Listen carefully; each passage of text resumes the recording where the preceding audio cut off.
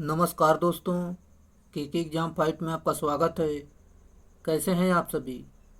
उम्मीद है आप सभी सही होंगे और आपकी UP PCL TG 2, BARC, NPCIL, DRDO आदि परीक्षाओं की तैयारी अच्छी चल रही होगी। दोस्तों, इन सभी परीक्षाओं को ध्यान में रखते हुए हमने इलेक्ट्रिशियन थ्योरी से कुछ महत्वपूर्ण प्रश्नों की सीरीज स्टार्ट की है, जो कि ये प्रश्न आपके यूथ कंपटीशन के बुक से लिए गए हैं। इस सीरीज में हमने टॉपिक वाइज प्रश्नों को लिया है, जो कि आज का हमारा टॉपिक है चालक, अचालक, अर्धचालक एवं वैद्युत केबल से कुछ महत्वपूर्ण प्रश्नों को लिया गया है। ये इस टॉपिक को हम इसमें कवर करेंगे, जो कि अगर आपने पिछले टॉपिक को नहीं कवर किया है तो सारे वीडियो ज़रूर देख लें, ताकि आपका पूरा कॉन्सेप्ट क्लियर हो जाए। चलिए, आपका ज़्यादा टाइम ना लेते हुए इन प्रश्नों की शुरुआत करते हैं। उससे पहले आपसे रिक्वेस्ट है, अगर आप चैनल पर नए, चैनल को सब्सक्राइब करिए और अपने दोस्तों में शेयर जरूर करिए। अगर वीडियो अच्छा लगता है तो वीडियो को लाइक ज़रूर करना। जैसा कि इलेक्ट्रिक हीटर, यहाँ पर इलेक्ट्रिक हीटर का हीटिंग एलिमेंट निम्न में से किससे बना होता है? राइट आंसर है आपका नाइक्रोम से बना होता है। ये इसका सही उत्तर है। इलेक्ट्रिक हीटर का हीटिंग एलिमेंट नाइक्रोम से बना होता है। इसके अतिरिक्त इसका उपयोग विद्युत प्रतिरोधक भट्टियों एवं चूल्हों यानी इलेक्ट्रिक रेजिस्टेंस फर्नेस एंड ओवेनेंस में भी किया जाता है।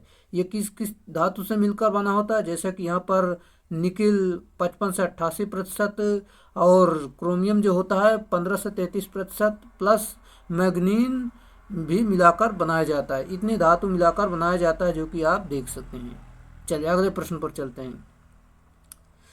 अगला प्रश्न आपका दिया गया है, जैसे कि घर्षण टेप यानी फ्रिक्शन टेप इनमें से किससे बना होता है? सही उत्तर आपका है, जैसे कि ऑप्शन नंबर बी, असंजक युक्त संसेचित सूती कपड़ा। ये इसका सही उत्तर है। चलिए अगले इसकी व्याख्या देख लेते हैं, जो कि काफ़ी महत्वपूर्ण व्याख्या दी गई है। घर्षण टेप यानी फ्रिक्शन टेप असंजक युक्त संसेचित सूती कपड़ा का बना होता है। यह एक प्रकार का चिपकने वाला टेप है। यह बिजली के तारों व केबलों के जोड़ को इंसुलेट करता है।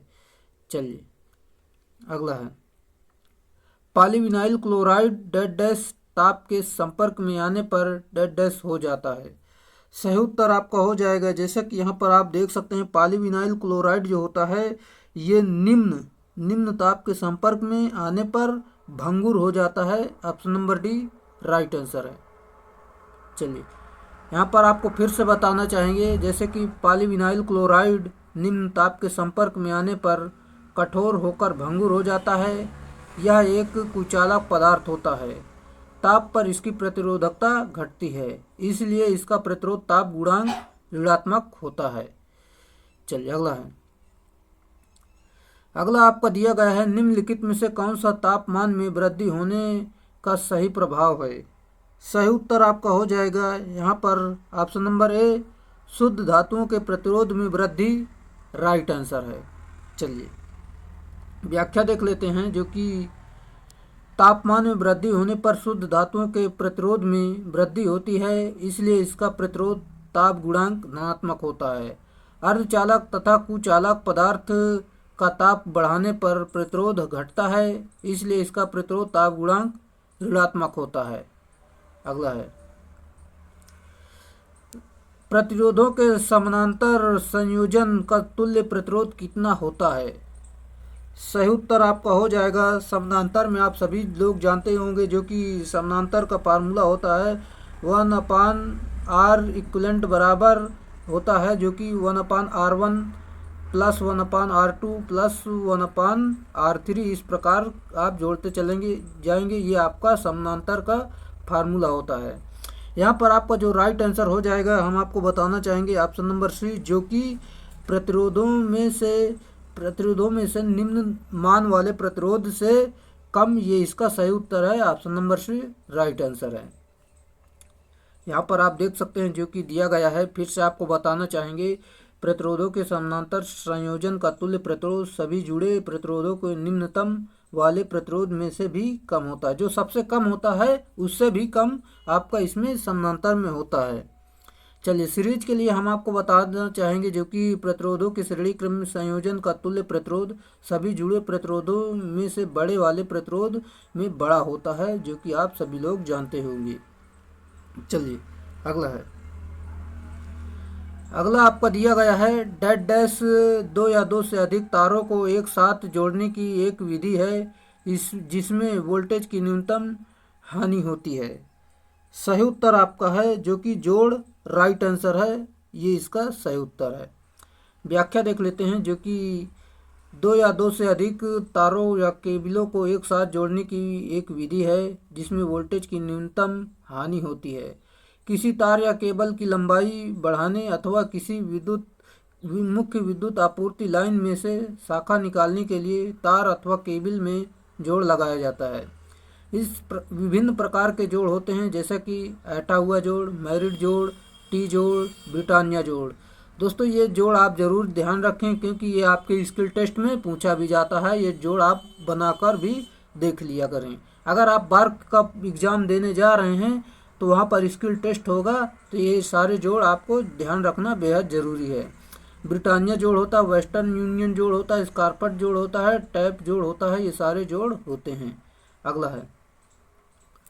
अगला आपका दिया गया जैसा कि यहाँ पर हम देख लेते हैं जो कि केबलों में शीत्र का उपयोग डेड डैश के लिए किया जाता है। सही उत्तर आपका हो जाएगा। यहाँ पर आप देख सकते हैं आपका राइट आंसर है ऑप्शन नंबर सी, केबल में नमी के प्रवेश को रोकने, ये इसका सही उत्तर है। चलिए, एक बार फिर से आपको बताना चाहेंगे केबल में शीत का उपयोग केबल में नमी के प्रवेश को रोकने के लिए किया जाता है। शीत शीशा या एल्युमिनियम का बना होता है। चलिए, निम्नलिखित में से कौन सा गुण एक इंसुलेटिंग पदार्थ में नहीं होना चाहिए?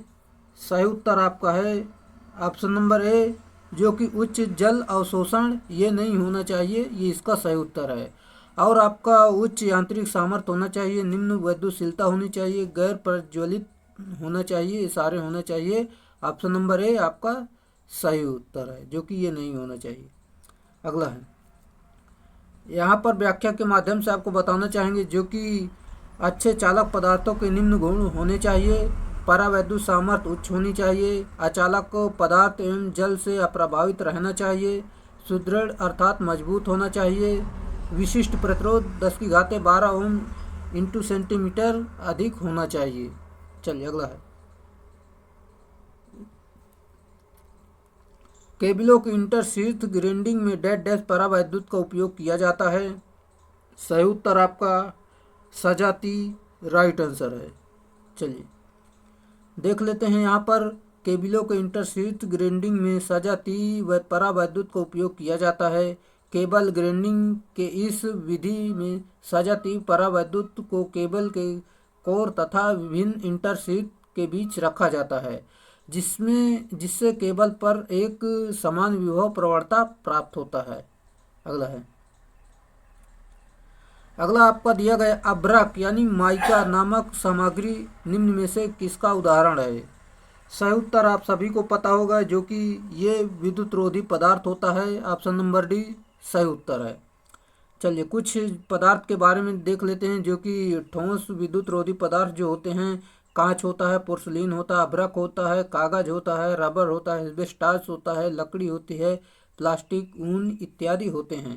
द्रव विद्युत रोधी में देख लेते हैं bromine, transformer oil, switch gear तथा सर्किट ब्रेकर आयल, अशुद्ध जल इत्यादि ये विद्युत रोधी होते हैं। और यहाँ पर देख लेते हैं जो कि आपका गैस विद्युत रोधी देख लेते हैं। नाइट्रोजन, ऑक्सीजन, हैलोजन गैस, वायु, कार्बन डाइऑक्साइड, हीलियम, नियॉन इत्यादि होते हैं। चलिए, अगले प्रश्न पर चलते हैं। निम्न में से कौन सा पावर केबल का भाग नहीं है? आपको बताना है कि इसमें कौन सा पावर केबल का भाग नहीं है। राइट आंसर आपका ये आपका केबल का भाग नहीं है, जबकि परावैद्युत होता है, चालक होता है, आवरण भी होता है। ऑप्शन नंबर डी इसमें आपका राइट आंसर है। चलिए, इसकी व्याख्या देख लेते हैं जो कि काफ़ी महत्वपूर्ण व्याख्या दी गई है। यहाँ से आपका पूरे कॉन्सेप्ट क्लियर हो जाएंगे और पूरी आपकी केबल के जितने सारे प्रश्न बनते हैं यही से पूरा आपका बन जाएगा। चलिए, जैसे कि चालक, परावैद्युत आवरण, बेंडिंग, आर्मरिंग, सर्विंग सभी केबल के भाग होते हैं। चलिए, पॉइंटों के माध्यम से कुछ जानकारी दी गई है, देख लेते हैं। चालक के रूप में एल्युमिनियम अथवा कॉपर का प्रयोग होता है। जो चालक होते हैं, एल्युमिनियम हो गया, कॉपर हो गया, लोहा, ये सब चालक होते हैं। और अगला है परावैद्युत। परावैद्युत परावैद्युतांक या अचालक आवरण के लिए कैम्ब्रिज का प्रयोग किया जाता है। धात्विक आवरण यानी शीट के लिए लेड एसिड अथवा लेड एलॉय का प्रयोग किया जाता है। चलिए, अगला पॉइंट देख लेते हैं। जैसा कि वेल्डिंग के लिए फाइबर, कागज, जूट आदि का प्रयोग किया जाता है। आर्मरिंग के लिए गैल्वेनाइज्ड स्टील तार का प्रयोग किया जाता है। सर्विंग के लिए देख लेते हैं, फाइबर युक्त पदार्थ, जूट, टाट आदि का प्रयोग किया जाता है। चलिए, यहाँ पर देख सकते हैं आप, जो कि दिया गया है, कोर दिया गया, धात्विक कवच, आर्मरिंग, बेंडिंग, सर्विंग, अचालक पद आवरण, ये सारे मान दिए गए हैं, ये आप इसे जरूर याद रखें। अगला है एक गैर हाइग्रोस्कोपिक विद्युत रोधन पदार्थ जिस पदार्थ को इंगित करता है उसमें निम्न में से कौन सा गुण मौजूद होता है। आपका इसमें सही उत्तर हो जाएगा ऑप्शन नंबर सी, जो कि यह हवा या मिट्टी से नमी को अवशोषित करता है, राइट आंसर है। चलिए, देख लेते हैं, अगले प्रश्न पर चलते हैं, जो कि आपका अगला प्रश्न है।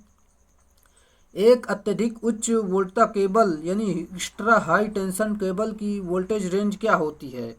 आप सभी को बताना है इसका आंसर, जो कि इसका सही उत्तर है 33 किलो वोल्ट से लेकर 66 किलो वोल्ट तक, ये इसका राइट आंसर है। चलिए, यहाँ पर कुछ केबलों के बारे में हम आपको बताना चाहेंगे, जो कि हाई टेंशन के लिए कौन सी केबल उपयुक्त की जाती है और लो टेंशन के लिए यहाँ पर पूरी जानकारी देख लेते हैं, जो कि यहाँ पर दिया भी गया है। यहाँ पर लो टेंशन के लिए देख लेते हैं 1 किलो वोल्ट तक, हाई टेंशन के लिए 1 किलो वोल्ट से 11 किलो वोल्ट तक, सुपर टेंशन के लिए 11 किलो वोल्ट से लेकर 33 किलो वोल्ट तक, एक्स्ट्रा हाई टेंशन के लिए 33 किलो वोल्ट से लेकर 66 किलो वोल्ट तक। और अगला देख लेते हैं oil field and gas pressure से देख लेते हैं 66 किलो वोल्ट से लेकर 133 किलो वोल्ट तक, ये इसका सही उत्तर है। मान लो इसकी सही व्याख्या हो। और ये आपके पूरे मान आपको याद रखना बेहद ज़रूरी है। चाहे तो आप इसे स्क्रीनशॉट लेकर रख सकते हैं, क्योंकि यहाँ से प्रश्न आपके एग्ज़ाम में पूछे जाते हैं। कोई भी एग्ज़ाम हो, एक प्रश्न यहाँ से बन जाता है। चलिए, अगला है कवचन यानी आर्मरिंग डेड डैश के ऊपर का भाग होता है। सही उत्तर आपका है ऑप्शन नंबर, यहाँ पर देख सकते हैं, आपका राइट आंसर है सी, जो कि बेंडिंग होता है। ये आपके ऊपरी भाग में होता है, ये इसका सही उत्तर है। चलिए, कवचन यानी आर्मरिंग बेंडिंग के ऊपर का भाग होता है। केबलों के बाह्य आघातों से बचाने के लिए बेंडिंग के ऊपर कवचन का उपयोग किया जाता है। कवचन जस्तीकृत इस्पात या एल्युमिनियम के तारों का बना होता है, बना सघन जाली होता है। अगला आपका दिया गया, यहाँ पर हम देख सकते हैं, जो कि किस तापमान और वातावरण में से एक कार्बन कंपोजिशन प्रतिरोधक रॉड को इसकी तैयारी के दौरान ढाला जाने की आवश्यकता होगी। राइट आंसर है आपका यहाँ पर ऑप्शन नंबर बी, जो कि हाइड्रोजन में 1400 डिग्री सेल्सियस, ये इसका सही उत्तर है, जो कि option number B right answer. चलिए, यहाँ पर फिर से आपको बताना चाहेंगे, जो कि हाइड्रोजन में 1400 डिग्री सेल्सियस तापमान और वातावरण में से एक कार्बन कंपोजिशन प्रतिरोध रॉड को तैयार करने के दौरान निषादित करना आवश्यक है। अगला है जब रेजिस्टेंस कलर कोड को 4 बैंड रेजिस्टेंस पर दाएं से बाएं पढ़ा जाता है तो डेड डैश बैंड रेजिस्टेंस का सहिष्णुता मान क्या है। दाएं से बाएं आपको पढ़ना है, जो कि यहाँ पर दिया गया है आपका सहिष्णुता के लिए, जो आपका है यहाँ पर, जो कि आपका इसमें option number C right answer हो जाएगा, जो कि प्रथम होगा। यहाँ पर आप देखते हैं, जो कि इस प्रकार की होता है पहला और दूसरा। तीसरा जो होता है 10 की घाते में कुछ भी हो, वो होता है चौथा जो होता है ये आपका सहिष्णुता को दर्शाता है, जो कि ±5% जो कि स्वर्ण के लिए, जैसा कि इधर से पढ़ेंगे तो आपका पहला ही आपको मिल जाएगा जो कि ये सहिष्णुता को दर्शाता है, जो कि ऑप्शन नंबर सी इसमें राइट आंसर है। चलिए अगला है, यहाँ पर हम आपको बताना चाहेंगे जो कि इस प्रकार दिया भी गया है। यहाँ पर आप देख सकते हैं, जब रेजिस्टेंस का colour code 4 band ABCD register द्वारा दिया जाता है तो दाएं से पढ़े जाने पर पहला कोड सहिष्णुता यानी टॉलरेंस को प्रदर्शित करता है। यदि बाएं से दाएं पढ़ा जाए तो चौथा बैंड सहिष्णुता को प्रदर्शित करता है। अगर इधर से पढ़ोगे बाएं से दाएं तो चौथा होगा, इधर से पढ़ोगे तो पहला होगा। ये आप मान जरूर याद रखें। अगला है, निम्नलिखित में से किस प्रकार के तारों को रोमेक्स ब्रांड नाम से भी जाना जाता है? सही उत्तर आपका है ऑप्शन नंबर, यहाँ पर देख सकते हैं जो कि दिया गया ऑप्शन नंबर डी, गैर धात्विक आच्छादित तार राइट आंसर है। चलिए आपको बताना चाहेंगे जैसे कि यहाँ पर गैर धात्विक आच्छादित तारों से यानी नॉन मेटालिक शीट वायर को रोमेक्स ब्रांड के नाम से भी जाना जाता है। चलिए अगला है, एक तार संश्लेषी बहुलक से बने रोधन से केबल मतलब लेबल किया हुआ उच्च ऊष्मारोधी और गैसोलीन प्रतिरोध के लिए नायलॉन विलेपित युक्त है, तारों पर क्या लेबल होगा? सही उत्तर आपका हो जाएगा जो कि यहाँ पर ऑप्शन नंबर सी जो कि XHHN ये इसका सही उत्तर है। चलिए यहाँ पर आपको बताना चाहेंगे जो कि एक तार संश्लेषी बहुलक से बने रोधन से केबल किया हुआ उच्च ऊष्मारोधी और गैसोलीन प्रतिरोध के लिए नायलॉन विलेपित युक्त होता है, उन तारों पर XHHN लेबल लगा होता है। अगला आपका दिया गया है जो कि निम्नलिखित में से कौन सा विद्युत नाली ग्रीनफील्ड के नाम से भी जाना जाता है? सही उत्तर flexible metal conduit right answer है। चलिए अगला आपका दिया गया है जो कि निम्नलिखित में से कौन सा एक केबल को भौतिक नुकसान पहुंचाता है? सही उत्तर आपका हो जाएगा आर्मर राइट आंसर है। चलिए आर्मर विद्युत केबल को भौतिक नुकसान से बचाता है। आर्मर स्टील का बना होता है, यह केबल को यांत्रिक सामर्थ्य भी प्रदान करता है। यहाँ पर हमने क्या पढ़ दिया, जो निम्नलिखित में से कौन सा केबल का एक भौतिक नुकसान से बचाता है वो आर्मर है आपका। चलिए अगला है, एफ इंसुलेटर का प्रतिबंधक तापमान डैश है। एफ के लिए आप सभी को पता होगा जो कि 155 होता है, option number D right answer है। चलिए अगले प्रश्न पर चलते हैं। अगला प्रश्न आपका दिया गया है जो कि यहाँ पर हम देख सकते हैं जो कि काफ़ी बड़ा है, इसे छोटा कर लेते हैं जरा। निम्नलिखित में से किस पदार्थ में उच्चतम परावैद्युत क्षमता है?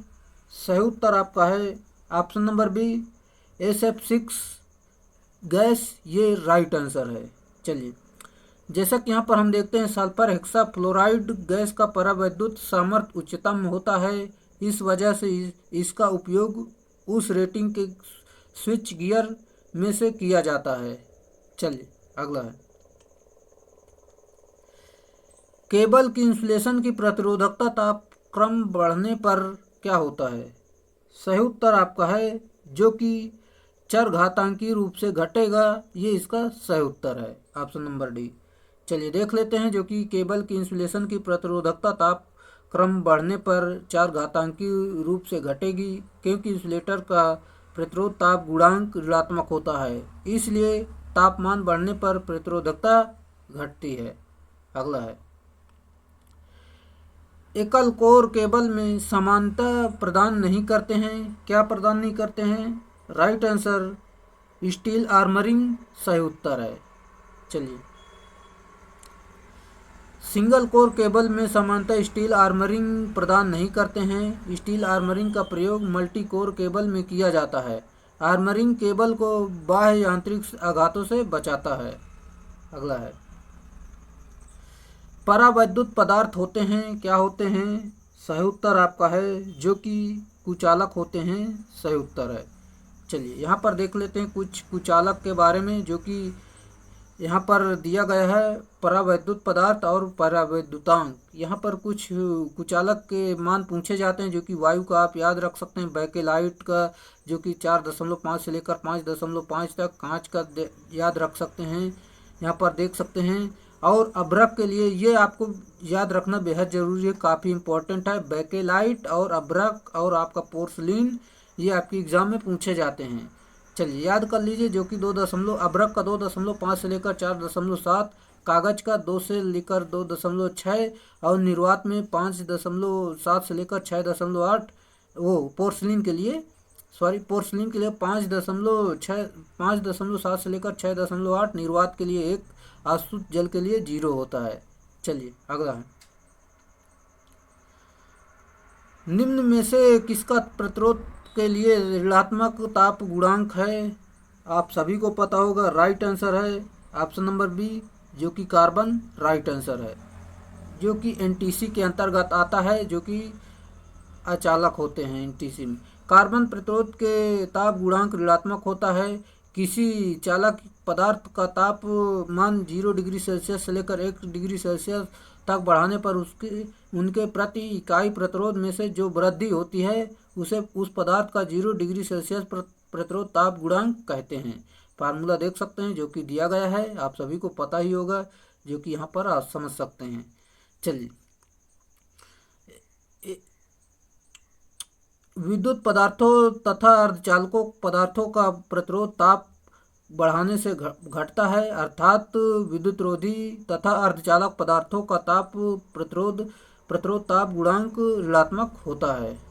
चलिए, और यहाँ पर चालक पदार्थों का प्रतिरोध तापमान बढ़ाने से बढ़ता है और तापमान घटाने से घटता है, अर्थात चालक पदार्थों का प्रतिरोध ताप गुणांक ऋणात्मक होता है, जो कि हमने आपको पहले ही बता दिया था। अगला है, रोधन पदार्थ में डैश का होना आवश्यक है। आप सभी को पता होगा, इसका राइट आंसर है ऑप्शन नंबर, यहाँ पर देख सकते हैं, निम्न परावैद्युतांक होना चाहिए, उच्च प्रतिरोधकता होनी चाहिए और उच्च परावैद्युत सामर्थ्य होना चाहिए। ये ऑप्शन नंबर डी इसका राइट आंसर है, जो कि उपयुक्त सभी इसके सही उत्तर हैं।